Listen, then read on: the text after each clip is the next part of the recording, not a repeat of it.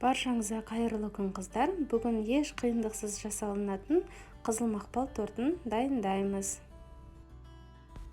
Ең алдымен құрғақ өнімдеріміз ұн, какао, сода, тұз осыларды араластырып бір шетке алып қоямыз.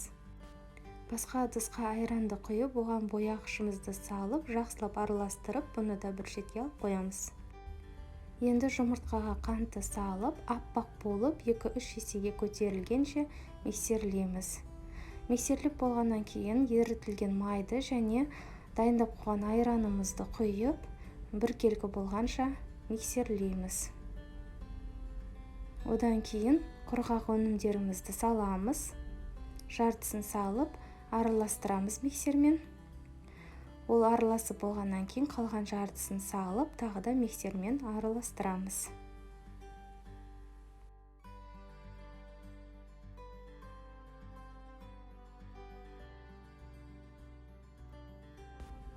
Енді осы қамырымызды бірдей етіп 4-ке бөлеміз.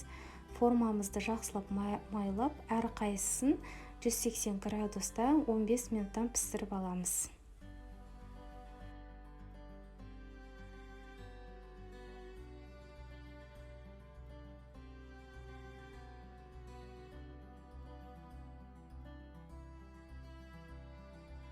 Енді барлық корждарымыз дайын болғаннан кейін 1 сағат көлемінде суытамыз. Суығаннан кейін крем дайындаймыз. Творожный сырға қант ұнтағын салып, жақсылап араластырамыз. Одан кейін 30 секундтай миксерлеп жібереміз. Одан кейін үстінен сливкиді құйып, қою болғанша миксерлейміз. Енді осымен креміміз дайын болды. Осыны суыған корждарымызға жақсақ болады.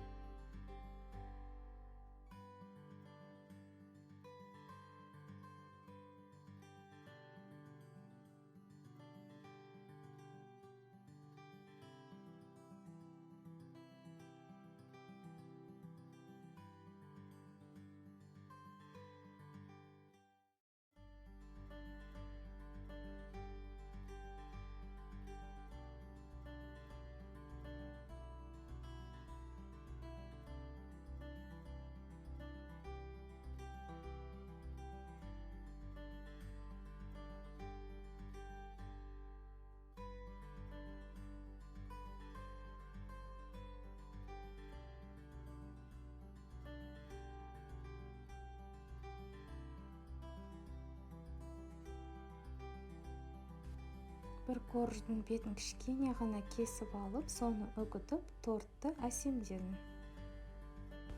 Осымен қызыл мақпал тортымыз дайын болды.